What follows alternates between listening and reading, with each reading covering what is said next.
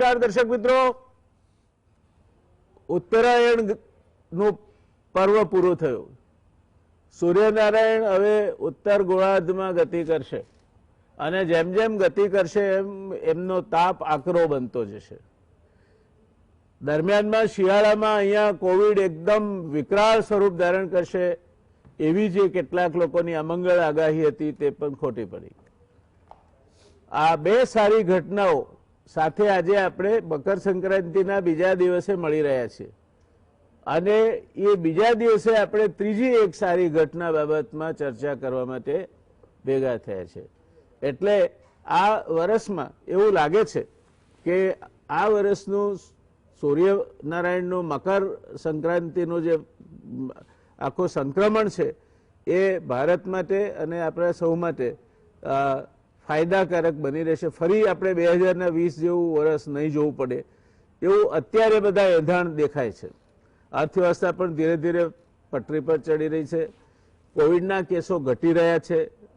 આજે ગુજરાતમાં 653 કેસ અને કુલ ભારતના કેસ જે છે 30મી જૂને હતા તે સ્થિતિએ આપણે પહોંચ્યા છીએ.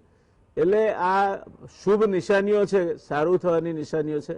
પણ એનો અર્થ એ નહીં કે આપણે માસ્કને તિલાંજલિ આપી દેવાની, ટોળે વળવાનું, બધું મરજીમાં આવે તે પ્રમાણે ભેગા થવાનું ને કંઈ કોઈ caution throw the caution to the wind એવું નહીં કરવાનું. આપણે હજુ આ 2021નું વર્ષ તો આપણે માસ્કથી માંડીને જે કંઈ આપણને કહેવામાં આવે તે પ્રકારની સાવચેતીઓ સાથે જ વિતાવવાનું રહેશે. તો દોસ્તો, અગત્યની વાત છે આ પરિસ્થિતિમાં સારા સમાચાર એ છે કે 16મી જાન્યુઆરીથી દેશમાં જેની ઘણા વખતથી આપણે રાહ જોતા હતા એ કોવિડ સામે રસીકરણની શરૂઆત થઈ રહી છે અને આ શરૂઆત આ દેશના પ્રધાનમંત્રી કરાવવાના છે. રસીનો પહેલો જથ્થો ગુજરાત સમેત અન્ય રાજ્યોમાં પહોંચી ગયો છે. ફોટાઓ તમે છાપામાં જોયા હશે. રસીને નારિયેળ ને ફૂલહાર ને બધું કરીને રીતસર ભગવાન હોય એ રીતે પગે લાગીને વધાવતા ફોટોગ્રાફ્સ છાપામાં આપણે જોયા અને સ્વાભાવિક રિએક્શન છે. કારણ કે જ્યારે તમે કોઈ પણ એક પ્રયોગ અથવા કોઈ પણ વસ્તુ, એ પછી યુદ્ધનું વિમાન હોય કે કોરોનાની રસી હોય, જ્યારે તમને એક સુનિશ્ચિતતા આપે છે તમારી જિંદગી સામે, ત્યારે એટલા માટે જ કહેવાય છે કે ઔષધમ જાહ્નવી તો એમ વૈદ્યો નારાયણો હરિ. ઔષધ એ ગંગાજળ સમાન પવિત્ર છે અને વૈદ્ય છે તે ભગવાન નારાયણનો અવતાર છે. એટલે એ બંને રીતે એનો યોગ્ય આપણે આવકાર આપ્યો અને જ્યાં મોકલવાની હતી ત્યાં રવાના પણ થઈ ગઈ છે. વ્યવસ્થાઓ ગોઠવાઈ ગઈ છે.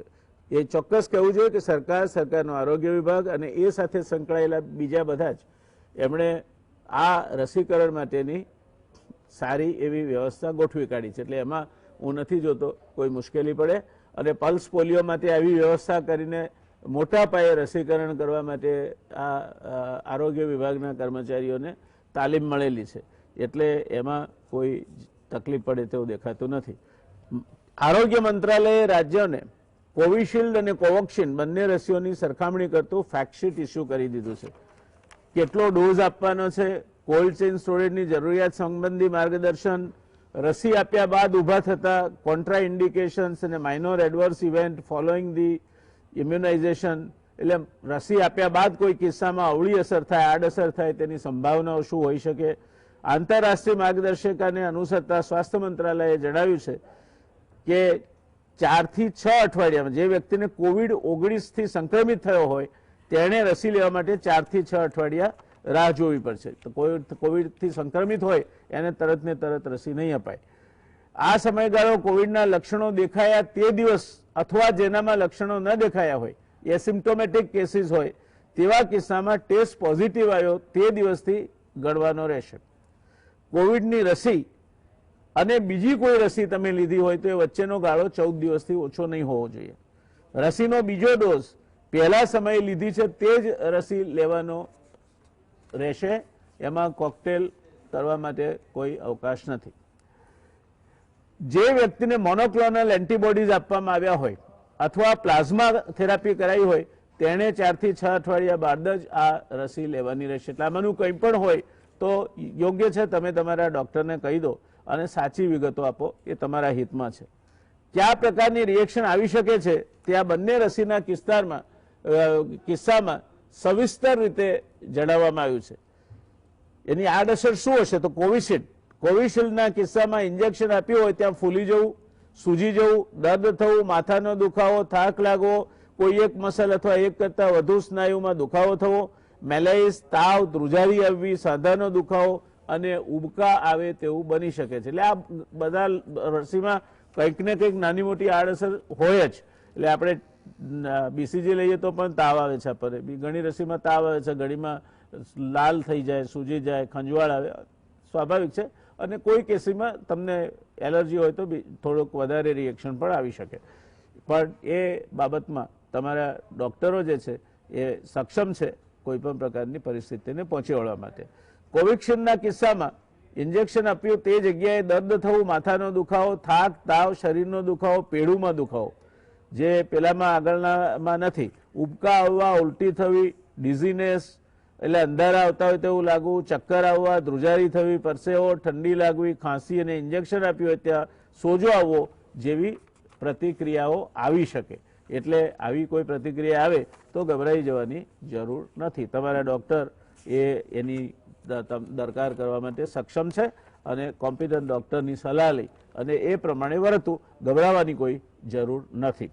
કેન્દ્ર સરકારની માર્ગદર્શિકા મુજબ કોવેક્સિન કે કોવિશિલ્ડ કઈ વેક્સિન લેવી તે પસંદ કરવાનો કોઈને અધિકાર નથી. તમારે એવું નથી કહેવાનું કે મારે આ જ લેવી છે વેક્સિન. જે તમને જે નક્કી કરે આરોગ્ય વિભાગ અને વહીવટી વ્યવસ્થામાં તે વેક્સિન તમને આપવામાં આવશે ને એમાં કઈ વધારે સારી ને વધારે ખરાબ એવું નથી. જોકે ભારત બાયોટેકના જણાવ્યા મુજબ કોવેક્સિન લાંબા ગાળાની એન્ટીબોડી અને ટી-સેલ મેમરી રિસ્પોન્સ ધરાવે છે. ભારત સરકારે 1.1 કરોડ કોવિશિલ્ડ વેક્સિન જે એસ્ટ્રાઝેનિકા દ્વારા ડેવલપ કરવામાં આવી છે તેનો ઓર્ડર આપી દીધો છે. ભારત સરકારને આ વેક્સિન 210 રૂપિયા પ્રતિ ડોઝ પડશે. આપણે એની ચિંતા કરવાની જરૂર નથી. 3 કરોડ લોકોને મફત આપવાની છે અને ત્યાર પછી શું થશે તે કોઈને ખબર નથી. આરોગ્ય કર્મીઓ સીધા દર્દી સાથે સંપર્કમાં આવતા ફ્રન્ટલાઇન વર્કર્સ જેની સંખ્યા લગભગ 3 કરોડ થાય. 50 વર્ષ ઉપરની ઉંમરવાળા, 50 વર્ષથી નીચે પણ ડાયાબિટીસ, હાઈ બ્લડ પ્રેશર કે બીજી કોઈ કોમોર્બિડિટી ધરાવતા હોય તે સંખ્યા લગભગ 27 કરોડ થાય છે. આ સર્વે થઈ ગયો છે અને આમ 30 કરોડ લોકોને 2 ડોઝ પ્રમાણે 60 કરોડ ડોઝની જરૂરિયાત એ આ લોકો માટે પડશે. કોવેક્સિન અને ભારત બાયોટેક અને કોવિશિલ્ડ સિરમ ઇન્સ્ટિટ્યૂટ આ બંને રસી મેન્યુફેક્ચરર્સે એક સંયુક્ત સ્ટેટમેન્ટ કર્યું છે અને કેન્દ્રના આરોગ્ય સચિવ રાજેશ ભૂષણે પણ જણાવ્યું છે કે ભારત સરકારે દેશમાં બનતી કોવિડની કોઈપણ રસીની નિકાસ પર પ્રતિબંધ મૂક્યો નથી. સંયુક્ત સ્ટેટમેન્ટમાં બંને કંપનીઓ એ સ્પષ્ટતા કરી છે કે vaccines are a global public health good, એટલે કે ભલે આ દેશમાં બને, વેક્સિન એ વૈશ્વિક જાહેર આરોગ્ય સામગ્રી છે અને બંનેએ પોતાની વેક્સિનને વૈશ્વિક સ્વીકાર અને બજાર મળે તે માટેની પ્રતિબદ્ધતા વ્યક્ત કરી હતી. આનો અર્થ એ થાય કે ના તો ભારત સરકાર ના વેક્સિનના ઉત્પાદકો નિકાસ પ્રતિબંધની વાત કરે છે. એમણે એવું પણ કહ્યું છે કે તેમના સામેનો પડકાર ભારત અને વિશ્વમાં માનવ જિંદગીઓ બચાવવાનો છે. એ વાત સાચી છે કારણ કે માનવતાનો તકાજો છે. ભારત એન્ડ બાયોટેકની બ્રાઝિલ સાથે એક્સપોર્ટ કરાર લગભગ સુનિશ્ચિત થઈ ગયા છે. બ્રાઝિલના એલચી પણ એની જે મેન્યુફેક્ચરિંગ ફેસિલિટીઝ છે ત્યાં જઈ આવ્યા અને એમણે એ માટેનો ઇન્ડિકેશન આપ્યું છે. દરમિયાનમાં એક આંચકો આપી જાય તેવા સમાચાર એ છે કે નોર્વેમાં ફાઇઝરની રસી લીધા બાદ 23 લોકોના મોત થયા છે. અન્ય 29 દર્દીઓને આડઅસર થઈ છે. દરમિયાનમાં ભારતમાં બીજી 4 વેક્સિન આવી રહી છે. ઝાયડસ કેડિલા, રશિયાની સ્પુટનિક 5, બાયોલોજિકલ ઈ અને જીનોવાની mRNA બેઝડ વેક્સિન આમ 4 વેક્સિન જુદા જુદા તબક્કે છે અત્યારે અને એ આપણા ત્યાં આવી રહી છે. ચીનની વેક્સિન પણ આપણા ત્યાં આવવાની છે.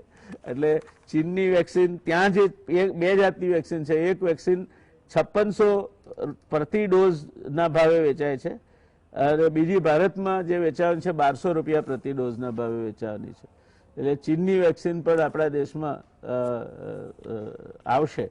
ભારતમાં અત્યારે 2,16,558 એક્ટિવ કેસ છે જે 30 જૂન 2020નું લેવું છે. મેં અગાઉ પણ કહ્યું હતું આપને કે આપણે હવે સુધરતું જાય છે. 30 જૂન 2000 આ આપણું સ્તર હતું એ સ્તરે આપણે આજે છીએ. એટલે ઘટતા ઘટતા ત્યાં પહોંચ્યા છે.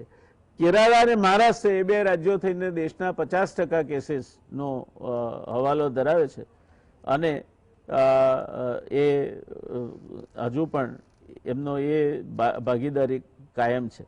8મી જાન્યુઆરીએ ડોક્ટર હર્ષવર્ધને જાહેર કર્યું હતું કે 17મી જાન્યુઆરીથી દેશભરમાં પલ્સ પોલિયો રસીકરણ કાર્યક્રમ 3 દિવસ માટે શરૂ થશે, જેથી જે બાળકોએ આ રસી લીધી નથી તેમને તે રસી આપી શકાય. આ 8મી જાન્યુઆરીએ જાહેર કર્યા બાદ 9મી જાન્યુઆરીએ આ કાર્યક્રમ સ્થગિત કરાયો. ક્યારે ફરી શરૂ થશે એની કોઈ જાહેરાત કરવામાં આવી નથી. એટલે 5 વર્ષ સુધીના બાળકોને આ રસી આપવામાં આવે છે તો આ કાર્યક્રમ સ્થગિત થવાથી એમને શું અસર થશે તેની ચર્ચા આપણે નિષ્ણાતો સાથે કરીશું. દર્શક મિત્રો, આ આપણી જે પાર્શ્વભૂમિકા સાથે આજની ચર્ચા, કાલથી રસીકરણની શરૂઆત થવાની છે. આખા દેશમાં એની શરૂઆતના શ્રી ગણેશ પ્રધાનમંત્રી શ્રી કરાવવાના છે. ગુજરાત પણ એની શરૂઆત કાલથી કરશે.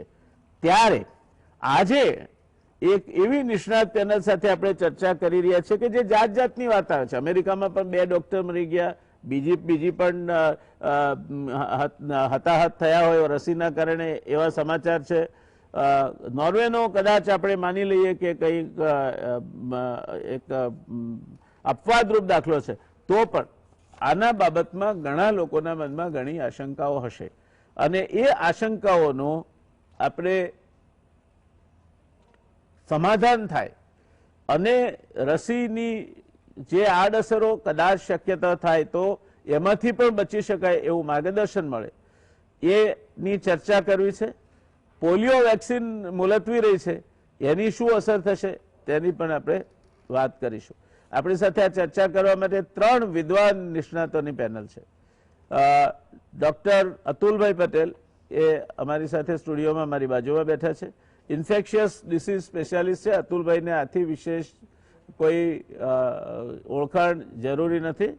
તમે અતુલભાઈને શોધવા જાઓ અને અપોઇન્ટમેન્ટ ના મળે એટલે એનું નામ અતુલભાઈ. એવા બહુ જ અત્યંત વ્યસ્ત અને અત્યંત કાર્યદક્ષ ડૉક્ટર તરીકે અતુલભાઈ આપણા સૌ વચ્ચે છે, એનો અમને આનંદ છે. ડૉક્ટર દિલીપ માવલંકર, એમની પણ માવલંકર સાહેબની શું ઓળખાણ આપવી આપને, આપણા IIPHના ડિરેક્ટર છે અને પ્રિવેન્ટિવ એન્ડ સોશિયલ મેડિસિન્સમાં એમણે MD કર્યું છે. બાકી તો જ્હોન હોપકિન્સ યુનિવર્સિટીના એ પોસ્ટ ગ્રેજ્યુએટ છે, ડોક્ટરેટ છે, IIMમાં ભણાવ્યું છે અને અત્યારે દેશની એક સારામાં સારી પબ્લિક હેલ્થ ઇન્સ્ટિટ્યૂટના તેઓ શ્રી ડાયરેક્ટર છે. ડૉક્ટર નીતિનભાઈ શાહ સુરતથી જોડાયા છે આપણી સાથે. પેડિયાટ્રિક હિમેટો ઓન્કોલોજી છે અને 25 વર્ષથી વધુનો વ્યાપક અનુભવ ધરાવે છે. એટલે રસી બાબતમાં એ નિષ્ણાત છે. રસી અંગેની બાબતે આજે આપણી પાસે એકને ચઢે પ્રશ્ન પૂછવા. મારી તો મુશ્કેલી એ છે કે આ 3 નિષ્ણાતો એટલા સુસજ્જ અને દક્ષ છે પોતાના વિષયમાં કે કોને શું પ્રશ્ન પૂછો એ મારા માટે ચિંતાનો વિષય બનવાનો છે. પણ પ્રશ્નો હું એટલા માટે લખી લાવ્યો છું એટલે બહુ કંઈ આમ આગુ પાછું થાય નહીં. શરૂઆત કરીશું આપણે અતુલભાઈ આપનાથી. કાલથી રસીકરણની શરૂઆત થાય છે. આપ ગુજરાતમાં છો, ગુજરાતને આપ સારી રીતે જાણો છો. એટલું જ નહીં પણ દેશમાં પણ આ વ્યવસ્થા સાથે ક્યાંક ને ક્યાંક આપને જોડાવાનું અથવા તો સલાહ આપવાનું બન્યું છે. એક મોટી વાત 2 મુદ્દે મારે આપની પાસેથી જાણવી છે. એક તો આ જે જથ્થો જોઈશે એ જથ્થો ખાસો મોટો છે. આપણે માત્ર 30 કરોડ લોકોની વાત કરીએ છીએ. ભગવાનની દયાથી આપણા ત્યાં 135 કરોડ કરતાં વધારે માણસો છે. તો આપણે આ કેટલા વર્ષોમાં આપી રહીશું રસી? અને આ જે 30 કરોડ લોકો છે એને 2021ના અંત સુધીમાં આપણે રસી આપી દીધી હશે? એક પ્રશ્ન છે. બીજો પ્રશ્ન છે કે આ રસીની અસરકારકતા કેટલાક સમય સુધી રહે અને રસી લીધી હોય તો પેલું SMS એટલે સેનિટેશન, માસ્ક અને સોશિયલ ડિસ્ટન્સિંગ ના પાડે તો ચાલે ખરું? જયનારાયણભાઈ, મારા માટે જે બીજો પ્રશ્ન છે મેડિકલ પ્રશ્ન છે મારા માટે બહુ સહેલો છે એટલે હું એનો જવાબ પહેલાં આપીશ કે જે આપણે રસીકરણ જે કરવાના છીએ આપણી પાસે અત્યારે ગુજરાતની અંદર જે કોવિશિલ્ડ છે તો એની અસર કેટલી લાંબી રહેશે, રાઈટ? સામાન્ય રીતે આપણે જોઈએ છે કે જે મોટાભાગના રેસ્પિરેટરી વાયરલ ઇન્ફેક્શન્સ છે એની જે રસી લઈએ છીએ આપણે તો એ એક સિઝન માટે રહેતી હોય છે. એટલે આપણને 6-1 મહિના સુધી એ પ્રોટેક્ટ સારી રીતે કરતી હોય છે, જેમ કે ઇન્ફ્લુએન્ઝાની વેક્સિન. કે તમે જ્યારે ઓક્ટોબરની આજુબાજુમાં લો તો તમને માર્ચ મહિના સુધી, નેક્સ્ટ માર્ચ સુધી તમને પ્રોટેક્ટ કર્યા કરશે. એવું જ એક્સપેક્ટેશન આપણે કોવિડ વેક્સિન પાસેથી પણ સેમ જ છે કે આપણને એટલીસ્ટ એ 6 મહિનાનું આપણને એક સારું પ્રોટેક્શન આપે. અને આ પ્રોટેક્શન મળવા માટે એ જે આપણા શરીરમાં જ્યારે ઇન્જેક્શન લેશું ત્યારે જે પ્રતિદ્રવ્યો બનશે એ પ્રતિદ્રવ્યોની મદદથી આપણે એ પ્રોટેક્શનની એક્સપેક્ટેશન રાખીએ છીએ. પણ જ્યારે શરીરમાં કોઈ પણ પ્રતિદ્રવ્યો બને, કોઈ પણ એન્ટીજનને આપણે ઇન્ટ્રોડ્યુસ કર્યા પછીના, તો એ પ્રતિદ્રવ્યોનું પ્રમાણ over A period of months, એટલે જેમ મહિનાઓ આગળ વધતા જાય એમ ધીમે ધીમે ઘસાતું જાય. અને એ ઘસાતું જાય અને પછી એક વખત એનું લેવલ જ્યારે પ્રોટેક્શન ન કરી શકે એટલી હદ સુધી પહોંચે.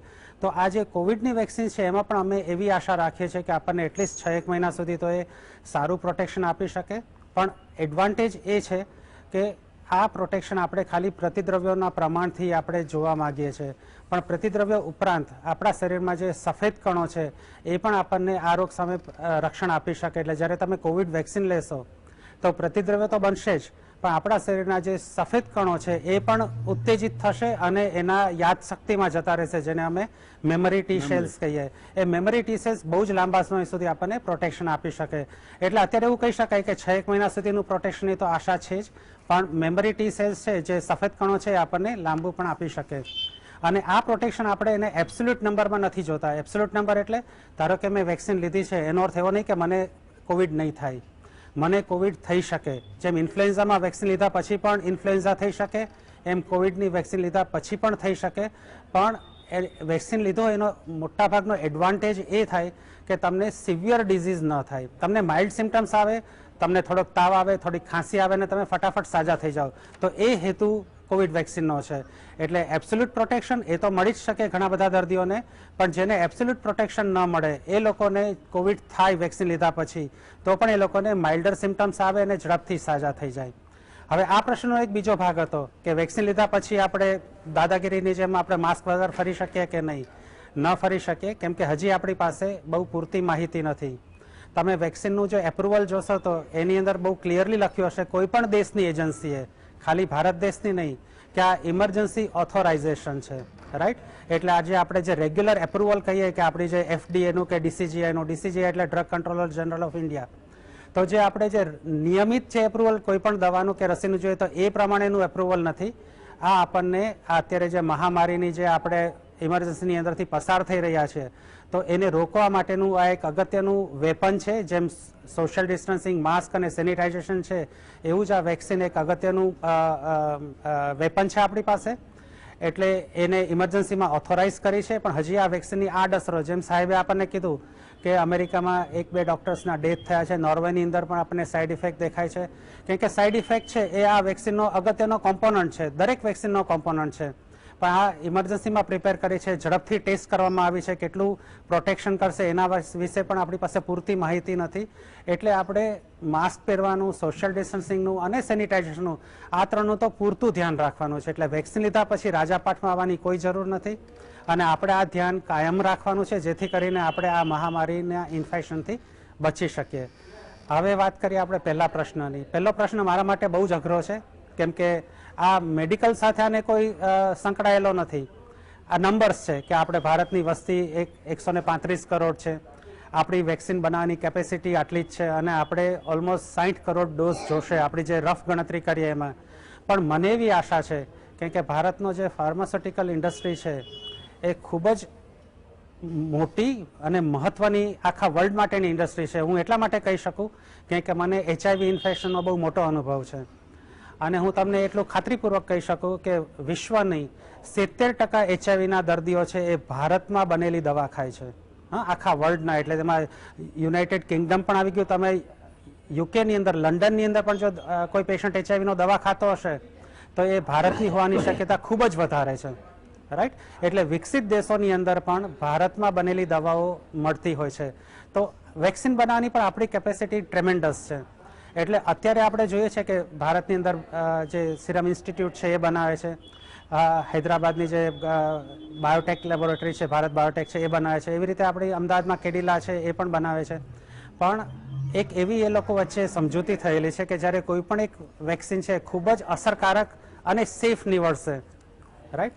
તો એ બધી કંપની જેટલી વર્લ્ડની જે મેન્યુફેક્ચરિંગ વેક્સિન મેન્યુફેક્ચરિંગ કંપની છે, જેમ સનોફી છે ફ્રાન્સની, તો આ બધી કંપનીઓ છે એ વેક્સિન્સને કોઈ પણ જાતના કોપીરાઇટ વગર એ તેનું મેન્યુફેક્ચરિંગ લાર્જ સ્કેલમાં ચાલુ કરશે, જેથી કરીને વિશ્વના ઘણા બધા દેશોને આપણે સારી રીતે કવર કરી શકીએ. એટલે અને ભારત પાસે તો મોટી ફાર્માસ્યુટિકલ ઇન્ડસ્ટ્રીઝ છે, એટલે મને એની બહુ ટેન્શન નથી, પણ ડિલે થઈ શકે. એટલે જેમ સાહેબે કીધું કે જે હાઈ રિસ્ક છે, ફ્રન્ટલાઇન વર્કર છે, એ લોકોને પ્રાયોરિટી આપવાની, અને જે લોકો યંગ છે, જે 20-25 વર્ષના છે, કે જેને અત્યારે કોવિડ થશે તો પણ અમે બહુ માઇનોર ઇલનેસ કે માઇનોર સિમ્ટમ્સની જ આશા રાખવાના છે, તો એ લોકોને વેક્સિનેશન માટેની બહુ ઉતાવળ નહીં કરવાની, ને એ લોકોએ લેવી પણ હમણાં ના જોઈએ, કેમ જેથી કરીને જે કોઈ નાના મોટા જે વેક્સિન રિલેટેડ પ્રોબ્લેમ્સ છે એ લોકો યંગસ્ટર લોકોએ ફેસ ન કરવા પડે. ધન્યવાદ અતુલભાઈ. આપે જે વાત કહી એમાં એક નાની સ્પષ્ટતા મારે જોઈતી હતી કે આ જે વેક્સિન છે એ વેક્સિનમાં બે જાતની છે, બે કંપનીઓની છે, અને આપે કહ્યું કે પછી જો એક વધારે અસરકારક હશે તો બધાનું અન્ડરસ્ટેન્ડિંગ છે કે એ લોકો એક વેક્સિન કોઈ પણ પ્રકારના એમના પેલા વગર મેન્યુફેક્ચરર્સના પેટન્ટ વગેરે એ લોકો મેન્યુફેક્ચર કરી શકશે.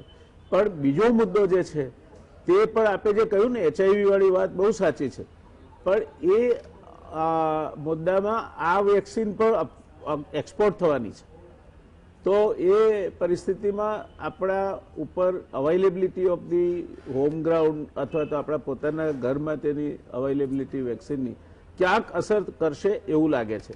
બીજું, આપણે સાચી વાત કહી આપે કે દવાના ઉત્પાદનમાં વિશ્વમાં 3જા નંબરે છે, પણ that is in terms of volume 13મા નંબરે છીએ વેલ્યુની દ્રષ્ટિએ આપણે. એટલે જે high value drug manufacturing capabilities જોઈએ એમાં ક્યાંક આપણે દુનિયામાં બહુ આગળ નથી. We are good in manufacturing mass items which are off patent mostly. એટલે આ બંને મુદ્દા આપણે ચર્ચવાના બાકી રહેશે, પણ એ મુદ્દા માટે નીતિનભાઈ હું એ પ્રશ્ન આપને કહીશ ને પછી આપણે બ્રેક માટે જઈશું, કારણ કે I have to stop for a small commercial break. Am I clear too? સંભળાય છે મારો અવાજ આપને? જો હાજી હાજી બિલકુલ, બિલકુલ. હવે એક કરેક્શન છે સાહેબ, હું મુંબઈ થી છું. અચ્છા, હા, સુરત થી નહીં. Okay, thank you. Sorry for the wrong pronunciation about your destination. હવે હા, રૂપલબેનના રેફરન્સથી છો તમે, એટલે બરાબર. Sorry, it went out of my mind. Welcome anyway Nitinbhai, મળતા રહીશું વધારે એટલે ઓળખાણ પાકી થશે આપણી. થેન્ક યુ ફોર જોઈનિંગ અસ. હવે મારે આપને જે પ્રશ્ન કર્યો છે એ છે કે હું ફરી પાછો આ જે ટાસ્ક લઈને આપણે બેઠા છીએ એ ટાસ્કમાં અવેલેબિલિટી ઓફ વેક્સિનની સાથે હું ક્યાંક ને ક્યાંક વાત કરવા માંગુ છું. આપણી આ બે વેક્સિન તો આવી છે, પણ ઝાયડસ કેડિલા ફેઝ 2 ડિસેમ્બરમાં પૂરી કરીને ફેઝ 3માં છે. હજુ એને એપ્રિલ આવવો જોઈએ એવું લાગે છે.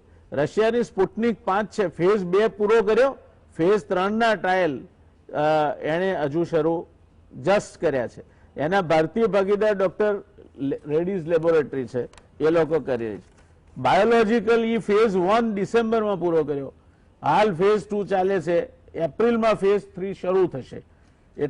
અને ચોથી છે જીનોવાની mRNA બેઝડ વેક્સિન, જે અત્યારે ફેઝ 1 ટ્રાયલ ચાલે છે, માર્ચમાં ફેઝ 2 શરૂ થશે. એટલે આમ કહેવાય કે 4 વેક્સિન આવવાની છે, પણ એમાંની 2 વેક્સિન તો ફેઝ 2માં જ માર્ચ પછી આવશે. એટલે I mean, on a very conservative estimate, we can say that they will not complete phase 3 before June or July this year. એટલે એમની પાસેથી અવેલેબિલિટીની બહુ આપણે આશા ન રાખી શકીએ. તો એ સંયોગોમાં અત્યારે આપણે આ જે 2 વેક્સિન મેન્યુફેક્ચરર્સ છે અને એમાં એપ્રિલમાં કે મેમાં middle of the way Zydus જોડાય.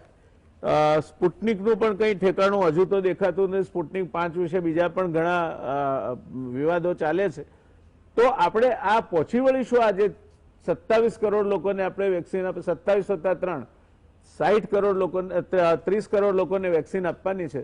એટલે 60 કરોડ ડોઝ જોઈએ, વત્તા 5% તમે કન્ટીજન્સીના ઉમેરો તો આપણે પાસે લગભગ 65 કરોડ, 63 થી 65 કરોડ ડોઝ જોઈએ. તો આપણે પહોંચી વળીશું. આ કેટલા સમયમાં આપને લાગે છે કે આ 30 કરોડ લોકોને વેક્સિન કેટલા સમયમાં અપાઈ રહી? અત્યારે જે મેં આપને સ્ટેજ કયા, કઈ વેક્સિન કયા સ્ટેજે છે તેની? મેં આપને પ્રશ્ન કહી રાખ્યો, આપ વિચારી રાખો અને બ્રેક પછી સીધો હું આપની પાસે આવીશ. દર્શક મિત્રો, રોકાઈશું એક નાનકડા કમર્શિયલ બ્રેક માટે અને ત્યારબાદ તમને, મને, સૌ કોઈને રસી લઈશું તો શું થશે એની જે ચિંતા સતાવે છે એની વિશદ ચર્ચા એકે એક એની પરતો ખોલીને આપણે આ કાર્યક્રમ દરમિયાન કરીશું. મળીએ એક નાનકડા કમર્શિયલ બ્રેક પછી. બ્રેક બાદ પુનઃ આપનું આ ચર્ચામાં સ્વાગત છે. દર્શક મિત્રો, આપણે સીધા જઈશું ડોક્ટર નીતિનભાઈ શાહ પાસે. નીતિનભાઈ, આપને મેં પ્રશ્નો કયા, શું પ્રતિભાવ છે આપનો?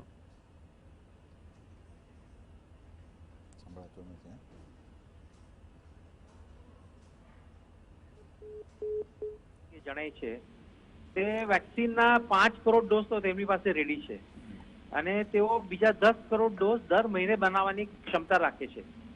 તો તેઓ 1 વર્ષની અંદર 1 અબજ ડોઝ, જે લગભગ આખા ભારતને પહોંચી વળે તેટલી તેમની ક્ષમતા છે. આ તો એક મેન્યુફેક્ચરની વાત થઈ. જેવી રીતે ભારત ગવર્મેન્ટે ભારત બાયોટેકના જે અને આઈસીએમઆરનું વેક્સિન જે છે, કોવેક્સિન જે બીજું વેક્સિન જેને ઇમરજન્સી ઓથોરાઇઝેશનનું સર્ટિફિકેટ આપવામાં આવ્યું છે, તેને ફેઝ 2 સેફટીના બેઝ પર આપવામાં આવી છે. કારણ કે તેની પણ ફેઝ 3 ટ્રાયલ હજી પૂરી નથી થઈ અને આપણને ખબર નથી કે તેની એફિકસી એટલે કે તેની કાર્યક્ષમતા કેટલી છે. તો તે જ રીતે જો જરૂર પડે તો આપણે ફેઝ 2 ટ્રાયલ કમ્પ્લીટ સેફટી થયેલી હોય અને જેની ઇન્ટરનેશનલ વેક્સિન એફિકસીની કોઈ રિસર્ચ ઓલરેડી કમ્પ્લીટ થઈ હોય, જેમ કે સ્પુટનિક 5 છે, ફાઇઝર છે, મોડર્ના છે, ચાઇનીઝના 4 વેક્સિન છે જે યુએઈમાં પણ અત્યારે વપરાય છે, ચાઇનામાં વપરાય છે. આ બધા વેક્સિનને તમે EU આપી શકો છો, જે રીતે તમે ભારત બાયોટેકના વેક્સિન આપ્યું છે. ઇનફેક્ટ ભારત બાયોટેક વેક્સિનનો તો એફિકસી ડેટા દુનિયામાં ક્યાંય નથી, તેમ છતાં આપણે એને EU આપ્યું છે. આપણે જે 4 ચાઇનીઝ વેક્સિન છે, 2 અમેરિકન વેક્સિન છે અને આપણું પોતાનું રશિયન વેક્સિન સ્પુટનિક જે અત્યારે રેડી લેબોરેટરી બનાવી રહી છે, તેને પણ ઓલરેડી એફિકસી ડેટા છે. આ પ્રત્યેક વેક્સિન એકચ્યુઅલી પોતાની 50 કરોડ 1 અબજ ડોઝ બનાવવાની ક્ષમતા છે. એટલે એવું એકચ્યુઅલી અત્યારે માહોલ છે કે આપણે દુનિયામાં સમજો 7 અબજ વ્યક્તિની વસ્તી છે, તો આપણે સમજો 14 અબજ ડોઝની જરૂર છે. તો આ 10, 15, 20 મેન્યુફેક્ચરો મળીને વર્ષ 2 વર્ષમાં આપણને એટલા ડોઝ આપી શકે છે. પ્રોબ્લેમ ડોઝનો નથી, પ્રોબ્લેમ આપણે કેવી રીતે પહોંચશું, કેવી રીતે આપણે રસી આપણે લોકોને આપશું એ છે. અત્યારે 30 કરોડ આપણે જે ફ્રન્ટલાઇન વર્કર અને જે હાઈ રિસ્ક પોપ્યુલેશન તમે વાત કરી, તેને 2 ડોઝ આપતા આપણને ઘણો સમય લાગશે.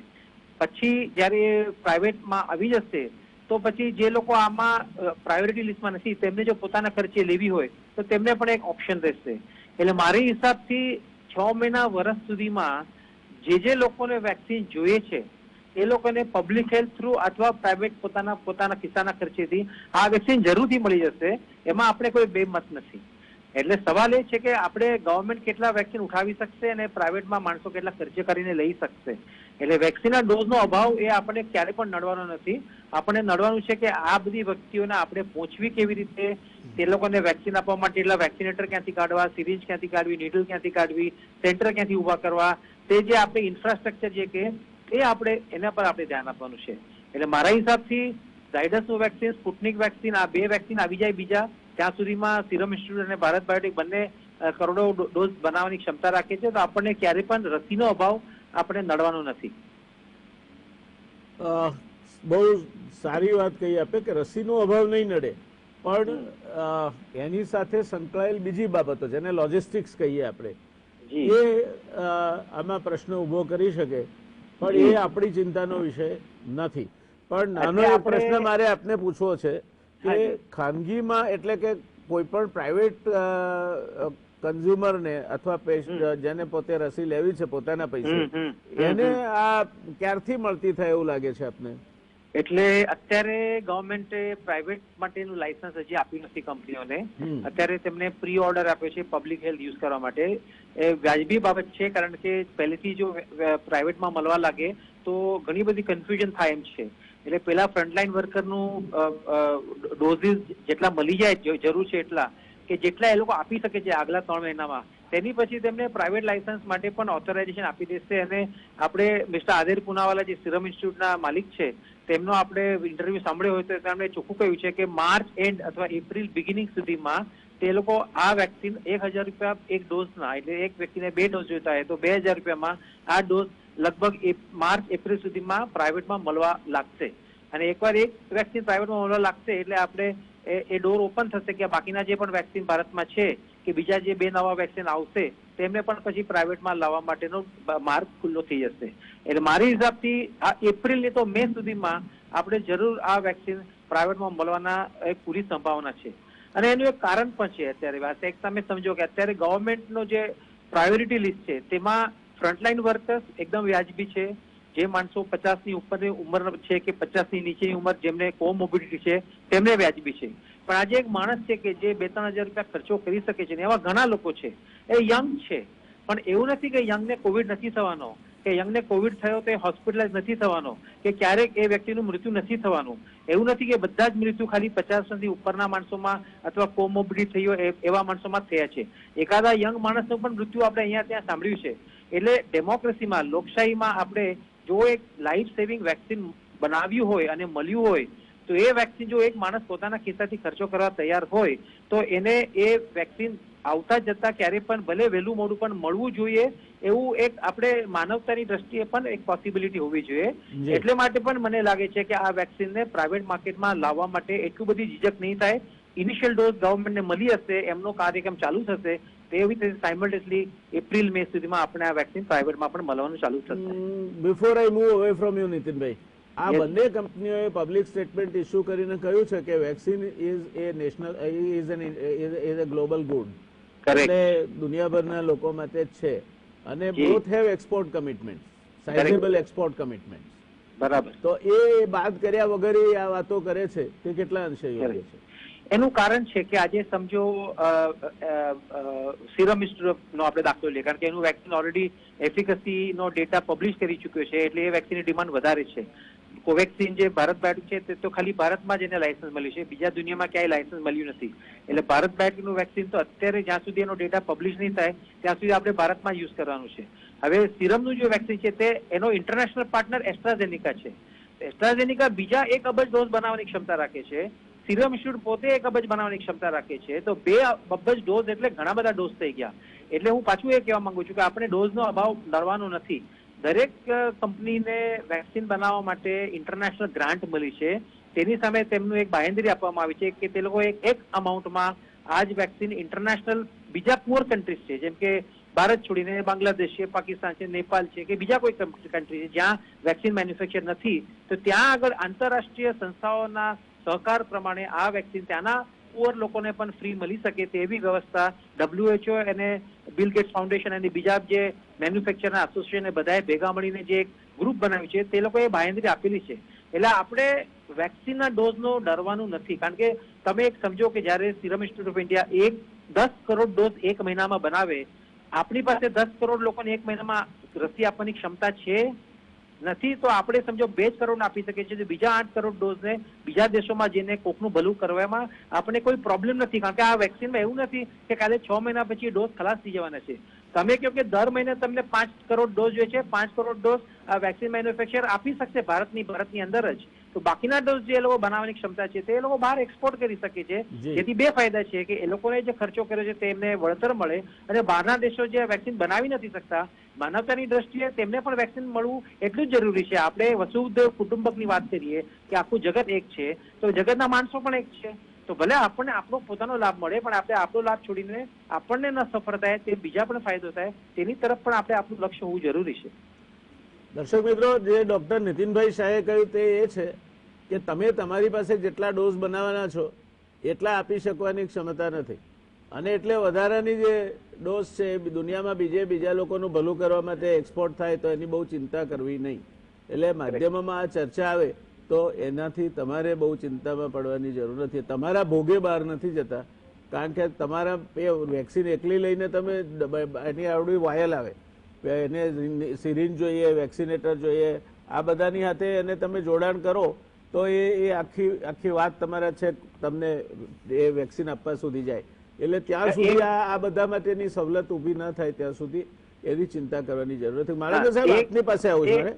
એક નાની વાત રજૂ કરવાની છે કે સમજો કાલે એવું થાય કે તમારી પાસે 5 કરોડ ડોઝ આપવાની છે અને તમારી પાસે ડોઝ ઓછા પડે છે, તો ઓલરેડી ગવર્મેન્ટ અને મેન્યુફેક્ચર ઇન્ડિયાના છે તે લોકો સમજી શકવાના છે કે ભાઈ જ્યારે આપણી નીડ હજી પૂરી નથી થઈ તો વેક્સિનને એક્સપોર્ટ પર તે લોકો થોડા ટાઈમ માટે કાબુમાં રાખશે અને ડોઝ આપણી તરફ ડાયવર્ટ કરશે. એટલે આ એક ડાયનેમિક પ્રોસેસ છે, એક ફિક્સ પ્રોસેસ નથી. હાજી હાજી માલંગર સાહેબ, આ જે નીતિનભાઈની વાતને જ આગળ લઈ જઈશ મારે આપની પાસે. WHO એ સ્ટેટમેન્ટ આપ્યું છે, જે પહેલા એમની યોજના હતી ગરીબ દેશોને વેક્સિન આપવાની, ગરીબ અને મધ્યમ આવક, કદાચ ભારત માટે પણ એમણે કંઈ બજેટ રાખ્યું હશે તો ખબર નહીં. હવે એ લોકોએ હાથ અદ્ધર કરી લીધા છે. એમને જે પૈસા ઊભા કરવાના હતા તે પૈસા એ લોકો ઊભા કરી શકે તેમ નથી અને એના કારણે લગભગ 60% કરતાં વધારે પોપ્યુલેશન ધરાવતા ગરીબ અને નીચી આવક ધરાવતા દેશોમાં 2024 સુધી આ વેક્સિન મળી શકે એવી શક્યતા નથી, એવું આજે એનાલિસિસ આવ્યું છે. અને WHO એ સ્ટેટમેન્ટ પણ આપ્યું છે કે required funds are not being available, અને એટલે આ નહીં થઈ શકે. તો આ પરિસ્થિતિમાં આપણને શું ફરક પડે છે? આપણને કોઈ આપવાના હતા WHO કંઈ સહાય કે આ તમને પણ WHO તરફથી આટલા ડોઝ મળશે તો એ ફરક પડે, પણ ના આપવાના હોય તો કોઈ ફરક નહીં પડે? મારી જાણકારી મુજબ જયનારાયણભાઈ, WHO હવે ભારતને ફક્ત ટેકનિકલ સપોર્ટ કરે છે, બહુ પૈસાકીય અથવા ડોઝ આપવાના કે એવું વધારે સપોર્ટ નથી કરતા. કારણ કે ભારતની પોતાની ઇન્કમ અને પોતાનું મેન્યુફેક્ચરિંગ બેઝ જે છે એ જોતાં બીજા બધા ગરીબ દેશોને આ ડોઝ આપવા, અને એ પહેલાં પણ ગાવી કરીને જે વેક્સિન ગ્લોબલી આપવાની વ્યવસ્થા કરી હતી એમાં પણ ભારત પહેલાં હતું, પણ હવે કદાચ આગલા થોડા વર્ષોમાં એમાંથી પણ જે એમણે ઇન્કમની લિમિટ મૂકી છે ભારત ક્રોસ કરશે એટલે એમાંથી પણ કદાચ આપણે ગાવીમાંથી નીકળી જશે ભારત. હા, નીકળી જવું પડશે. એટલે આપણે હવે મધ્યમ ઇન્કમ એવા દેશ બન્યા છીએ, એટલે આપણે આપણી જ જરૂરિયાતની રસીઓ પેદા કરવી અને ખરીદવાની રહેશે. એ સાથે છેલ્લા થોડા વખતથી હું પણ વિચાર કરી રહ્યો છું, ને આજે જ મેં એક આર્ટિકલ લખ્યો છે કે રસીનું આપવાનું કારણ શું છે. આપણે દરેક હિન્દુસ્તાનીને પ્રોટેક્ટ કરવાના છે, પણ એ સાથે ક્યાં રોગ છે એને અટકાવવાનો છે. આપણે રસીની હિસ્ટ્રી જોઈએ, શીતળાની રસી આપણે હમણાં કદાચ લોકો બહુ મોટું એક રૂપ આપી રહ્યા છે કે ભારતમાં પહેલીવાર, આખી દુનિયામાં પહેલીવાર આટલો મોટો રસીનો કાર્યક્રમ થઈ રહ્યો છે. ભારતની વસ્તી વધી છે, પણ 1950થી 1977 સુધી શીતળાની રસીનો આવો જ મોટો કાર્યક્રમ આખા દેશને બધી રસીઓ આપતા હતા. અને તે વખતે ન તો ઇન્ટરનેટ હતું, ન તો ટેલિફોન બી સરખા હતા, ટેલિગ્રામનો જમાનો હતો, તમને પણ યાદ હશે. અને બધા બાળકોને રસીઓ મૂકતા હતા, અને શીતળાની રસી આના કરતાં વધારે કોમ્પ્લિકેટેડ મૂકવામાં હતી, અને ચકરડા પાડતા હતા અને ફૂલી જતું હતું. આપ સબને જે લોકો 77 પહેલા જન્મેલા હશે એ બધાને કદાચ યાદ હશે. સ્કૂલોમાંથી જે મજબૂત છોકરા હતા એ બારીમાંથી કૂદીને બહાર ભાગી જતા હતા ગામડામાં. એટલે આ કાર્યક્રમ રસી મૂકવાનો કંઈ નવો છે એવું નથી, પણ જે શીતળામાં આપણે શીખ્યા એ હજુ કંઈક એની ચર્ચા કરવાની જરૂર છે. શીતળાની રસી આપણે લગભગ 150 વર્ષ સુધી આખા દુનિયામાં મૂકવાનો પ્રયત્ન કર્યો અને શીતળા ગયા નહીં. છેલ્લા 20 વર્ષમાં શીતળા ગયા 1977માં. એના 20 વર્ષ પહેલાં WHO અને બધા સાયન્ટિસ્ટે રિસર્ચ કર્યો કે આખી દુનિયાને મૂકવાની જરૂર નથી. જ્યાં જ્યાં શીતળા થાય છે એ ઘરની આસપાસના 20 ઘર, 50 ઘર, 100 ઘરમાં મૂકીએ તો એનાથી આગળ ફેલાતો નથી. શીતળાનો રોગ જુદો છે, આ રોગ જુદો છે, એટલે હું એવું નથી કહેતો કે એ જ સ્ટ્રેટેજી કામ લાગશે. પણ હમણાં અમે એક એનાલિસિસ કર્યું છે કે ભારતના લગભગ 740 જિલ્લાઓ છે, એમાંથી ફક્ત 50 જિલ્લાઓ લઈએ કે જેમાં મોટા શહેરો છે, દિલ્હી, મુંબઈ, અમદાવાદ, એવા, એનો સરવાળો કેસોનો કરીએ તો 60% કેસ એ ફક્ત 6% જિલ્લાઓમાં રહેલા છે, અને 60% મૃત્યુ પણ આ 6 જિલ્લાઓમાં રહેલા છે, આ 6% જિલ્લાઓમાં છે. એટલે જો રોગને નાથવો હશે, જો એપિડેમિકને કંટ્રોલ કરવો હશે, તો આખા ભારતમાં રસીને ફેલાવા કરતાં આપણે એ 50 જિલ્લા, 50 નહીં તમે 70 ગણો, એ જિલ્લા પર જો ફોકસ કરીશું તો બહુ જ ઓછા રસીના ડોઝમાં આપણે એ જિલ્લાઓમાં જો આપણે હર્ડ ઇમ્યુનિટી 60% સુધી રસીઓ આપીશું તો તરત આ કેસો ઓછા થશે. એટલે આ રીતનું પણ એક વિચાર કરવાની જરૂર છે. રસીમાં આજે જ મેં લખ્યું છે કે ઇક્વિટી બધાને 10-10 દરેક જિલ્લાને 10% રસી આપવાથી કોઈ પ્રકારનો કેસમાં ફરક નહીં પડે, પણ જ્યાં સૌથી વધારે કેસ છે ત્યાં સૌથી ઝડપથી અને 60-70%, 80% સુધી લોકો સુધી આપણે જો રસી પહોંચાડી શકીએ.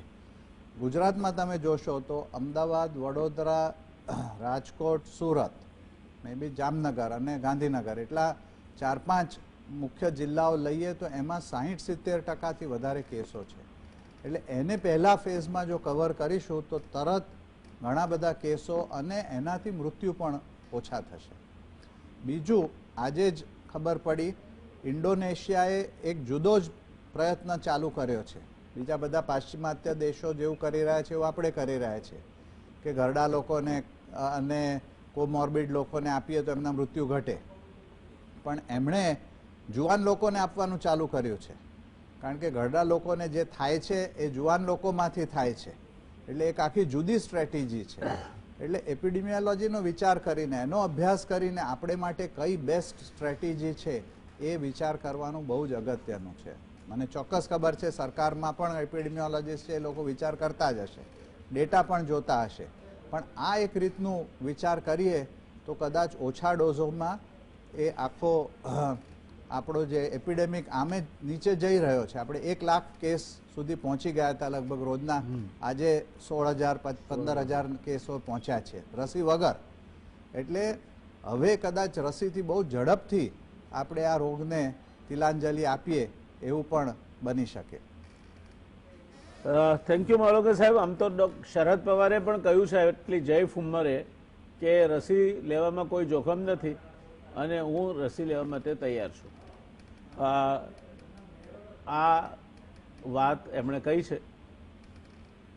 માવલંકર સાહેબે જે વાત કહી દર્શક મિત્રો, એક નિયમ છે મેનેજમેન્ટનો, એને 80-20 લો કહે છે. 20% of the people are responsible four 80% of the cases. તો એ 20%ને તમે જો કરી લો કાબુમાં તો બાકીનું પછી બહુ સરળ થઈ જાય છે. હું માનું છું ત્યાં સુધી ભારતના લગભગ 50 જિલ્લામાં તમે જો ફોકસ કરો તો બાકીનું એક આખું તમારું અભિયાન સરળ થઈ જશે. એના બદલે અતુલભાઈ, ઉંમરના ઉપર આધારિત અને પેલો જે કોરોના વોરિયર્સ માટે છે એ તો પરફેક્ટ છે, કરવું જ જોઈએ એના સામે કોઈ, પણ પછી તમારો આ જે જ્યાં વધારે કેસ છે એટલા જિલ્લામાં ફોકસ કરીને આ ઉંમરનો ક્રાઇટેરિયા લાગુ પાડ્યો હોત તો વધારે યોગ્ય હતું એવું નથી લાગતું. પણ એ પ્રશ્ન તો તમને હું એક બોનસ તરીકે પૂછું છું. મારે તમને પ્રશ્ન પૂછવો છે કે કોરોના સમય દરમિયાન બ્લડ પ્રેશર અને ડાયાબિટીસના દર્દીઓને જોખમ હતું એ સ્વીકૃત છે, પણ કેન્સર, કિડની, હૃદયરોગ જેવા રોગોથી પીડાતા અથવા ફાઇબ્રોસિસ કે ફેફસાના રોગોથી પીડાતા દર્દીઓ માટેની કોઈ પ્રાયોરિટી હજુ નક્કી થઈ નથી. તો એ પ્રાયોરિટી આપવી જોઈએ એવું નથી લાગતું આપને? બધા જ કોમોર્બિડવાળા, કેમ કે આપણે કોરોનાનો જે અનુભવ કર્યો છે આપણે દર્દીઓમાં, કે જે લોકોને કોઈ એડિશનલ મેડિકલ કન્ડિશન છે, ખાલી માત્ર ડાયાબિટીસ કે બ્લડ પ્રેશર નહીં, જેમ સાહેબે કીધું એમ કે કેન્સર છે, કિડની છે, લીવરના પ્રોબ્લેમ છે, આ બધા લોકોને એડવર્સ આઉટકમ આવવાની શક્યતા ખૂબ જ વધારે છે. એટલે આ બધા દર્દીઓ છે એ બધાને આપણે વેક્સિન્સ તો આપવી જ જોઈએ પ્રાયોરિટીના ધોરણે. એટલે આઈ થિંક હું એના માટે તો સહમત થાઉં છું કે આ બધા દર્દીઓ કે જેને એડિશનલ કોઈ પણ મેડિકલ બીમારી છે તો એ લોકોને પણ આપણે પ્રાયોરિટીમાં વેક્સિન આપવી જોઈએ. ધન્યવાદ. Coming back to you Nitinbhai. હાજી, પલ્સ પોલિયોનું અભિયાન 8મી તારીખે મંત્રીશ્રીએ કહ્યું કે 17મીથી શરૂ થશે અને 9મી તારીખે એમણે કહ્યું કે હવે અનિશ્ચિત મુદત માટે એને મુલતવી રાખવામાં આવે છે. તો આ જે 0 થી 5 વર્ષની ઉંમર સુધીના જે બાળકો છે જેમને આમાંથી બાકાત રહી જશે, કદાચ આખી વ્યવસ્થા ખોરવાઈ જશે, પછી શરૂ કરશે તો આમાંથી પણ, કારણ કે સ્ટાફ તો એનો એ જ છે જે કોવિડમાં લાગ્યો છે, એ જ સ્ટાફ મોટાભાગે પબ્લિક હેલ્થનો આમાં લાગે છે. તો પલ્સ પોલિયો વેક્સિન પોસ્ટપોન કરવાનું શું પરિણામ આવી શકે? ઓકે, તો એક તો વ્યાસસાહેબ એમ સમજવું રહ્યું કે આપણે પલ્સ પોલિયો જે નેશનલ ડે છે તે આપણે હંમેશા જાન્યુઆરીમાં કરીએ છીએ. જેમ કે ગયા વર્ષે તે 19 જાન્યુઆરી હતો, આ વર્ષે તે 17 જાન્યુઆરી. પણ હવે આપણે કારણ કે આપણે કાલથી કોરોના રસીકરણ ચાલુ કરીએ છીએ એટલા માટે બંને સ્ટાફ સેમ હોવાથી, સેન્ટર સેમ હોવાથી બંને પ્રોગ્રામ ક્લેશ થતા હતા. તેને માટે પલ્સ પોલિયો કેમ્પેન એમણે પોસ્ટપોન કર્યું છે, પણ નોટ ઇન્ડેફિનેટલી. 14 જાન્યુઆરી કાલનો જ એક સર્ક્યુલર છે ફ્રોમ જોઈન્ટ સેક્રેટરી પ્રીતિબેન પાસે કે that is now postpone to 31 January. એટલે એમાં ખાલી 2 અઠવાડિયાનું પોસ્ટપોનમેન્ટ થયું છે. હવે આપણે આ નેશનલ પ્રોગ્રામ જે છે તે જાન્યુઆરીમાં કેમ કરીએ છીએ? જાન્યુઆરીમાં એક તો સમજવું જોઈએ કે વરસાદ ન હોય, ડાયરિયા ન હોય, બચ્ચાઓમાં પેટની બીમારીના કોઈ લક્ષણ ના હોય, અને પોલિયોની સિઝન જ્યારે પોલિયો હતું ભારતમાં ત્યારે જાન્યુઆરી ફેબ્રુઆરીના મહિનાઓમાં પોલિયો સૌથી લોઅર લેવલમાં હતું. જ્યારે શત્રુ નીચે હોય એને એની ઉપર આપણે ત્યારે વાર કરો તે આપણને વધારે ફાયદો થાય એઝ કમ્પેર ટુ કે શત્રુ જ્યારે માથું ઉપર કર્યું હોય. તેની લીધે આપણે નેશનલ ડે ઓલવેઝ જાન્યુઆરી ફેબ્રુઆરીમાં મનાવતા હતા. એટલે આપણે આ વખતે જો જાન્યુઆરી 31મીએ પોસ્ટપોન કર્યું છે 2 અઠવાડિયા માટે, તો મારી હિસાબથી એમાં કોઈ મોટો પ્રોબ્લેમ નથી. આપણે જો બેનિફિટ છે તેમને રહેવાનો છે. આપણે પોલિયોને જે રીતે કંટ્રોલ કરવો છે તે આપણે કરવું જરૂરી છે, તે થશે. અને 2 અઠવાડિયાના પોસ્ટપોનમેન્ટથી આપણે કોઈ જાતની ચિંતા કરવાની જરૂર નથી. આપણે પોલિયો પર જે આપણે અત્યાર સુધી કાબુ પામ્યો છે તે આપણો કાબુ કાયમ રહેશે તેની ગેરંટી છે. સાહેબ, આ જ સ્ટાફ કોવિડની વેક્સિન માટે વપરાવાનો છે, તો 31મી જાન્યુઆરીએ કયો નવો સ્ટાફ અને કયા નવા સેન્ટરો ઉભા થવાના છે? On the contrary, the campaign will be gearing up by that time. બરાબર છે. એટલે એ સરકાર, કેન્દ્ર સરકાર કહેતી હોય તો એમાં હું સંમત નથી, કારણ કે આઈ હેન્ડલ પોલિયો વેક્સિન ઇમ્પ્લિમેન્ટેશન. આ જ સ્ટાફ છે એ અત્યારે આખો જ હોલ હોગ સરકાર પાસે જે કંઈ છે એ નાખ્યો છે કોવિડ વેક્સિન માટે, અને રાઇટલી સો. પછી બીજો કયો સ્ટાફ આવવાનો? એ જ સેન્ટરોનો ઉપયોગ થાય છે, અને એમાં પણ WHO એ કહ્યું એટલે સેન્ટરો ઘટાડ્યા છે. એટલે તે હું તમને કહેવા માંગતો હતો કે કોવિડના સેન્ટર જે છે અત્યારે, જેમ કે મુંબઈમાં અરાઉન્ડ 20-25 સેન્ટર કોવિડના છે, કોવિડ વેક્સિનના છે.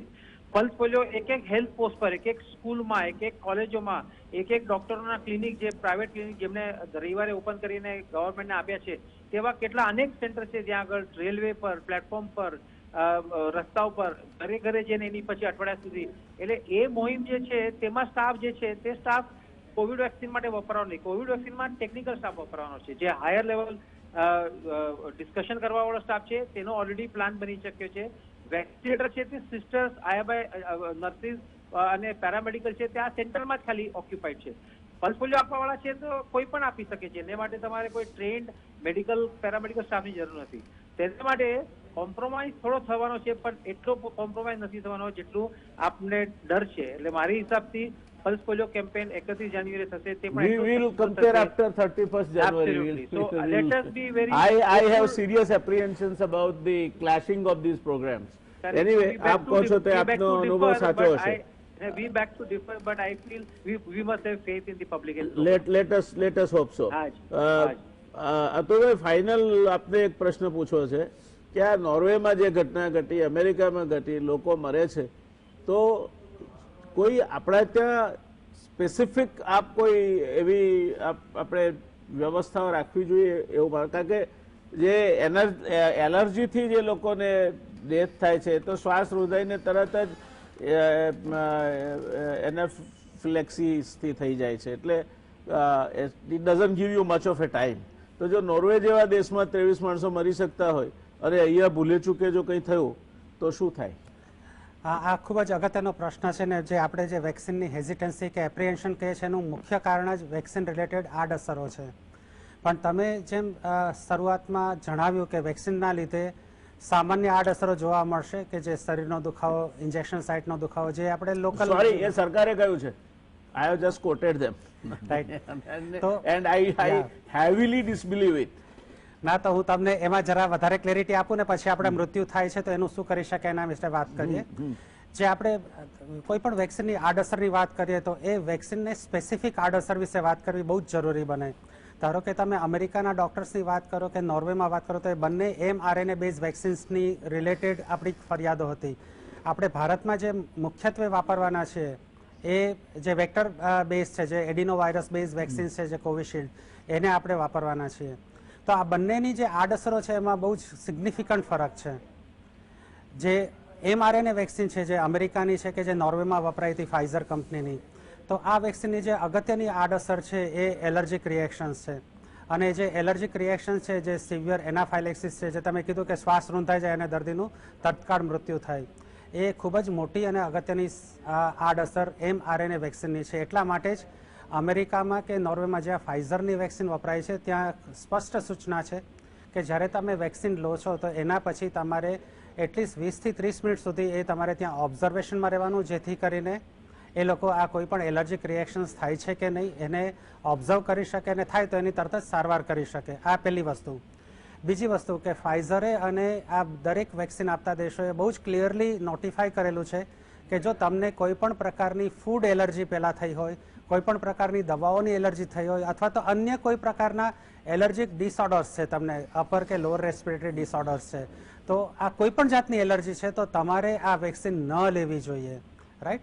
જો આવી કોઈ વ્યક્તિ વેક્સિન લેશે તો એને આવું એલર્જીક રિએક્શન્સ અને ખાસ કરીને જે સિવિયર, જેને લાઈફ થ્રેટનિંગ કહેવાય, દરેકને એનાફાઇલેક્સિસ થાય એટલે મરી જાય એવું જરૂરી નથી. એને જો તમે યોગ્ય સારવાર તરત જ આપી દો, જે નોરેટિનાલિન છે જે આપણી થાઈની અંદર એક નાનું ઇન્જેક્શન જ આપવાનું છે, જેવું તમે ઇન્જેક્શન આપો એવું બધું જ રિવર્સ થઈ જાય. એટલે જે શ્વાસ રૂંધાય છે બધું તરત જ રિવર્સ થઈ જાય. રાઈટ. એટલે કંઈ પણ એનાફાઇલેક્સિસ કે એવું કંઈ પણ થાય તો તમે તરત જ એ એપીપેન અથવા તો નોરેટિનાલિનનું જે તમે ઇન્જેક્શન્સ આપી દેશો તો તરત જ દર્દી સારો થશે. એટલે ટૂંકમાં જેને એલર્જીક ડિસઓર્ડર્સ છે એને આવી કોઈ પ્રકારની વેક્સિન્સ ન લેવી જોઈએ. આ એક વસ્તુ થઈ. હવે ભારતની અંદર આપણે જે મેઇનલી કોવિશિલ્ડ વેક્સિન આપણે વાપરવાના છીએ અને કોવેક્સિન વિશે આપણી પાસે કોઈ માહિતી નથી, એટલે એના વિશે હું તમને બિલકુલ માહિતી નહીં આપું. પણ કોવિશિલ્ડ વિશે હું તમને ઘણું બધું કહી શકીશ, કેમ કે એ બ્રાઝિલમાં, આફ્રિકામાં, યુકેમાં એનો બહુ સ્ટડી સારો થયો છે અને મોટી જર્નલમાં પબ્લિશ પણ થયો છે. તો એ રસી લેવાથી, જે આપણે કાલથી ચાલુ કરવાના છીએ ગુજરાતમાં, તો એ રસી લેવાથી 60% આજુબાજુના દર્દીઓ છે એને લોકલ પેઇન થશે. એટલે જે અડધોઅડધથી વધારે દર્દીઓને એ લોકોને શરીર પણ દુખી શકે, એ લોકોને માથું પણ દુખી શકે. એનો અર્થ એ થયો કે હું 100 જણાને વેક્સિન કાલે આપીશ તો એમાંથી 50 જણા કંઈક ને કંઈક ફરિયાદ કરશે કે જે નોર્મલ છે અને સામાન્ય ફરિયાદ છે. એટલે એની કોઈ ચિંતા કરવાની જરૂર હોતી નથી. બહુ જ દુખાવો થાય તો પેરાસિટામોલની ગોળી લઈ શકાય. 30% દર્દીઓને, એટલે 1/3 દર્દીઓને હું વેક્સિન આપીશ તો એ લોકોને તાવ પણ આવી શકે. એ પણ ચિંતાનું કોઈ જ કારણ નથી, એ પણ પેરાસિટામોલ લેવાથી સારું થઈ શકશે. અને 1/5 પેશન્ટ્સને હાડકાના દુખાવો, સાંધાનો દુખાવો અથવા તો ઉબકા જેવી ફરિયાદો થશે. ટૂંકમાં કંઈક ને કંઈક ફરિયાદો વેક્સિન લેશે એને થવાની જ છે કે જે એક્સપેક્ટેડ સાઇડ ઇફેક્ટ્સ છે, જેની કોઈ ચિંતા કરવાની જરૂર નથી. અગત્યની વસ્તુ એ છે કે આ વેક્સિનના લીધે આપણે કોઈ સિવિયર એલર્જીક કે એનાફાઇલેક્સિસના બહુ મોટા રિપોર્ટ્સ હજી સુધી થયા નથી, કે જે આપણે mRNA વેક્સિનની અંદર રિપોર્ટ કર્યા છે, કે જે આપણે વાત કરી કે નોર્વેમાં કે અમેરિકાની કે એનાફાઇલેક્સિસને એલર્જીની, એ આમાં થતા નથી. છતાં પણ આપણી સરકાર છે એ દરેક દર્દીને જે વેક્સિન લેશે એને ઓબ્ઝર્વેશનમાં રાખવાના છીએ, જેથી કરીને એ લોકોમાં કોઈ એલર્જીક પ્રોબ્લેમ્સ થાય છે કે નહીં એ આપણે નોટિફાઈ કરવાના છે. પણ આપણે અગત્યની વસ્તુ જે ધ્યાન રાખવા જેવી બાબત છે, કેમ કે જે કોઈ મેં તમને આડઅસરોની વાત કરી કે 60% દર્દીઓને આ લોકલ સાઇટ ઇન્જેક્શન થશે કે દુખાવો થશે, બોડી પેઇન થશે, પણ આપણા દર્દીઓ કેવી રીતે એને રિએક્ટ કરે છે એ આપણે જાણવું બહુ જરૂરી બને છે. એટલે આપણે જે કાલથી વેક્સિનેશનનું અભિયાન ચાલુ કરીએ છીએ તો દરેક દર્દીએ પોતાને થતી નાનામાં નાની વિગતો જો સેન્ટરને સારી રીતે કન્વે કરી શકે કે એને લાલાશ થઈ કે શીળસ થયા કે ખંજવાળ આવી કે માથું દુખી, વોટેવર જે કંઈ પણ થાય છે, કે જે આપણે ઘણા જ બધા નંબર્સમાં એક્સપેક્ટ કરીએ છીએ કે જે કોઈ ચિંતાનું કારણ નથી બતાવતા, તો એનાથી આપણને આપણી વેક્સિનની જે સેફટી છે કે એ કેટલી સેફ છે આપણા લોકો માટે, તો એના વિશેની બહુ મોટી માહિતી મળશે. અને એ માહિતીને આધારે આપણે બીજા જે આપણા જે પેશન્ટ છે કે જેને કેન્સર છે કે બીજા કોઈ પણ હાઈ રિસ્ક પેશન્ટ છે કે આપણે જ્યારે યંગસ્ટરને ટાર્ગેટ કરવાના છીએ, તો આપણે આ અભ્યાસ ઉપરથી આપણે એ લોકોને કેવી રીતે રસીકરણનો પ્રોગ્રામ આગળ વધારવો એની માહિતી મળે. એટલે મારું એવું માનવું છે કે આ જે કોવિશિલ્ડ વેક્સિન છે એની જે આડઅસર છે એની લોકોએ કોઈ ચિંતા કરવાની જરૂર નથી, કેમ કે એમાં આપણે એલર્જીક કે એનાફાઇલેક્સિસનું બહુ આશા નથી રાખતા.